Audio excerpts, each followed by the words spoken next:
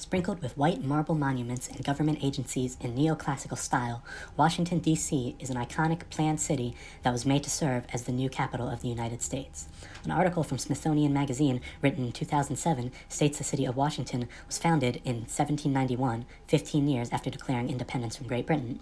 Named after the first president, George Washington, it was founded on the Potomac River, strategically between the country's industrial north and agricultural south.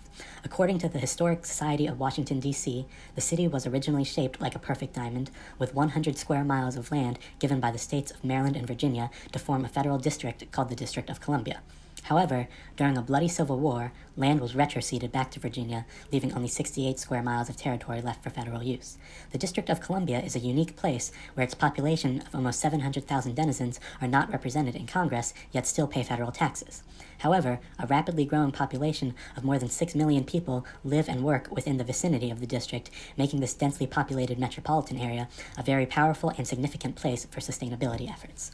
From J.D. Dickey's book, Empire of Mud, The Secret History of Washington, D.C., which illustrated Washington's early developments, Washington, D.C. was known as an eyesore for a very long time. There was no sewer system, there were buildings sporadically placed in random places, and it was just a filthy place with oppressive swamp-like weather, but was not actually built on a swamp despite common belief. It has had growing pains from its inception. Lack of funds, workers, and a poor use of land greatly slowed development for more than 100 years, leaving the area with incomplete infrastructure and unsanitary conditions. This did not change until 1871, when efforts of modernization finally came into fruition under the District of Columbia Act, giving the city paved roads and a sewer system. However, federal and local government corruption continued to slow the progress of the city. Many African Americans, descending from the fugitive slaves who helped build the city, found themselves living in extreme poverty in slum dwellings built in the alleyways between buildings. Although they made up the majority of the population in the 20th century, they still faced segregation and discrimination despite efforts in affordable public housing, starting with the McMillan Plan of 1922, the beginning of the slow gentrification of the city.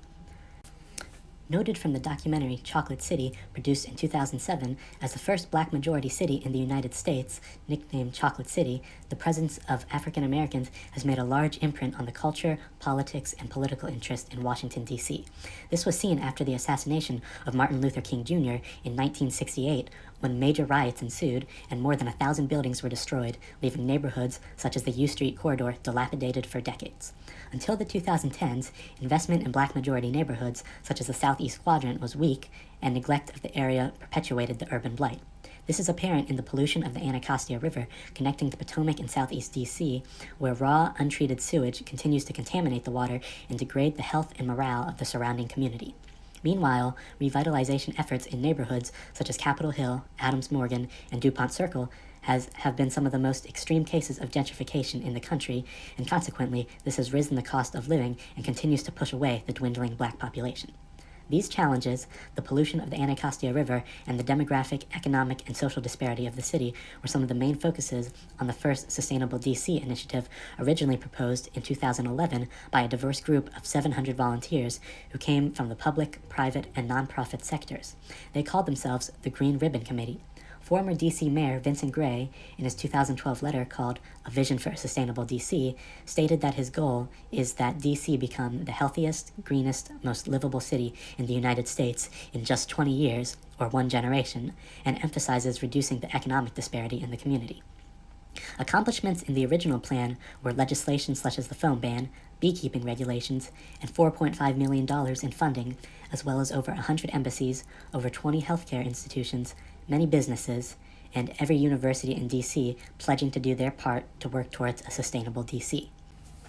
The next initiative, dubbed Sustainable D.C. 2.0, began in 2017. The new initiative seeks to continue the original 2012 plan with priorities towards the following: access to healthy foods, recycling and composting, affordable housing, clean, litter-free streets, accessible and walkable neighborhoods, and green spaces and trees.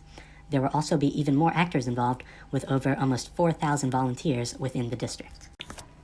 Washington, D.C. is dedicated to supporting its citizens' needs while simultaneously ensuring growth of its economy and protection for the environment.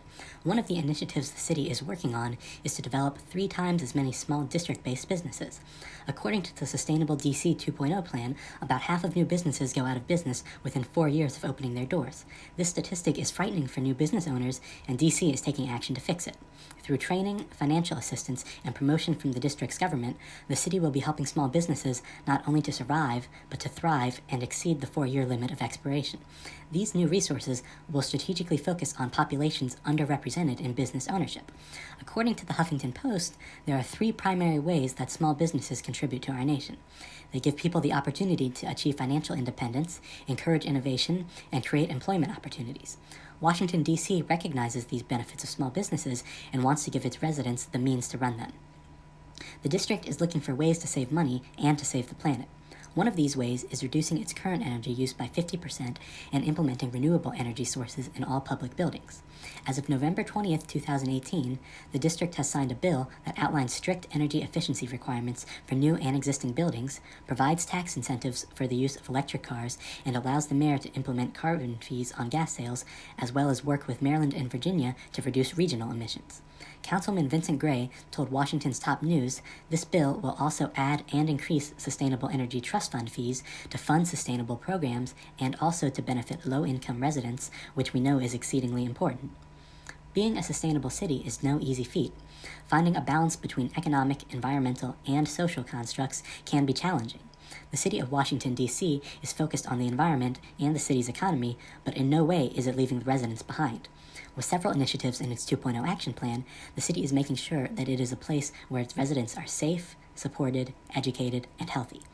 One of these initiatives is implementing an Urban Farming and Food Security Act and expediting the process to make public and private lands available for a variety of urban agricultural uses, including community agricultural projects. Food deserts are on the rise in Washington, D.C. According to D.C. Policy Center, about 11.3% of its total area is considered a food desert.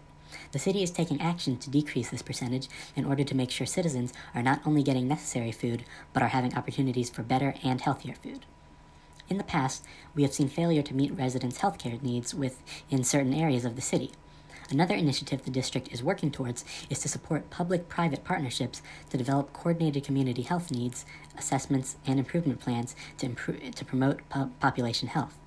According to the Sustainable D.C. 2.0 plan, district government will work with stakeholders to ensure that hospitals have the information they need to provide community benefits that meet the needs of their communities. Hospitals should consider strategies that improve air quality by reducing the hospital's energy consumption, mitigate threats from toxins by expanding alerts in hospital information and quality control systems, increase health literacy by integrating the local health impacts of climate change into patient and community decisions, and share data and analysis with planners for health impact assessments of parks and trails to decrease obesity. Through these new initiatives, the residents of D.C. will gain better access to the resources they need to live healthier lives.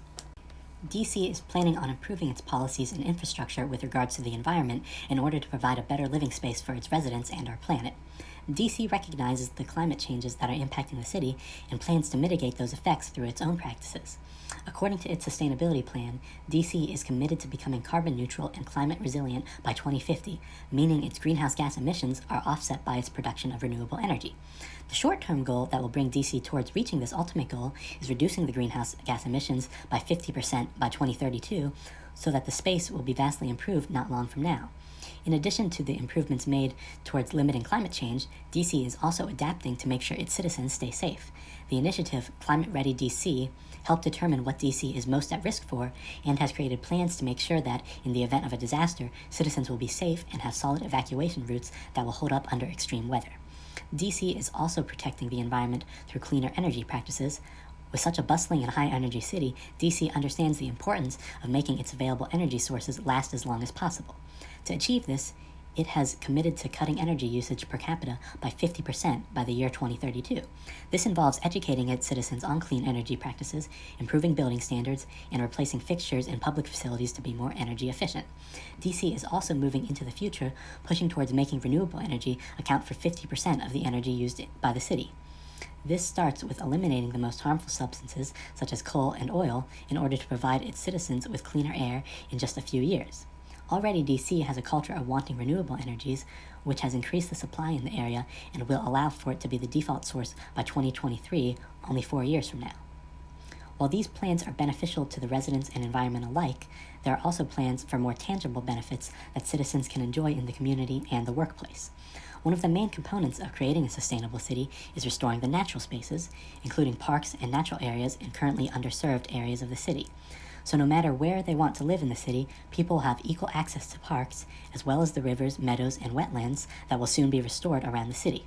Since DC is already known as an amazing place to live, there are more people moving there all the time. This population and housing growth will be offset by the additional 150 acres of wetland to be created, as well as 10,500 trees to be planted annually.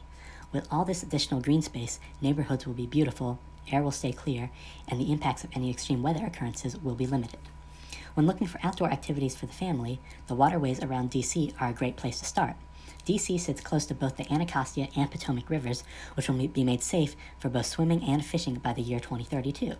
These are already popular locations for hiking and boating activities, but with the plans to develop cleaner water habits at the individual and city level, will protect the local environment for the health and enjoyment of its residents.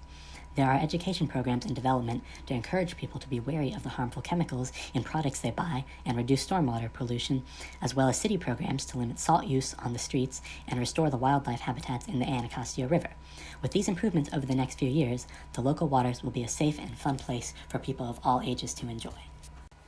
An improvement that could be made to make DC's sustainability plan more sustainable would be to set more ambitious goals for renewable energy use. In the current sustainability plan, the established goal for renewable energy use is for renewable energy to make up 50% of DC's energy supply by the year 2032. However, even if they reach this goal, the district will still be relying on non-renewable energy uses for 50% of its energy, so this wouldn't be a fully sustainable level for energy use.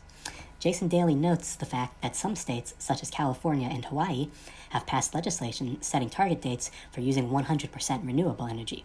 For example, California's legislation calls for 50% renewable energy use by 2025, 60% renewable energy use by 2030, and finally, 100% renewable energy use by 2045. So while they also set smaller goals, like the goal set by DC, they use these goals as stepping stone to get them toward the overall goal of switching completely to renewable energy. The main concern with such a policy is that it seems unattainable to actually achieve 100% renewable energy use with the existing technologies. Daly addresses this and acknowledges that these legislatures calling for 100% renewable energy use do not lay out a clear roadmap for how they can reach that goal. However, the belief with these policies is that they will send an important message. They show scientists and investors that the expectation for the future is 100% renewable energy use. This establishes a very large market for renewable energy use, which will encourage investors to invest more money in renewable energy and will encourage scientists to spend more time researching how to improve renewable energy options. While 100% renewable energy use may not seem realistic at the present time, the belief is that setting this ambitious goal will help to make it more attainable by sending a clear signal to the market about the future importance of renewable energy, which will result in improved technologies and more innovation. So DC could look at these other policies as inspiration to improve its own sustainability plan. While they are already moving in the right direction by aiming for 50% renewable energy use by 2032, they could improve further by establishing more ambitious energy goals for the future and establish a clear goal to be able to reach 100% renewable energy use by a certain date. DC should not settle for 50% renewable energy, but rather should expand its renewable energy plan to aim for higher levels in the future that will increase the city's sustainability by reducing and eventually eliminating the use of non-renewable energy sources.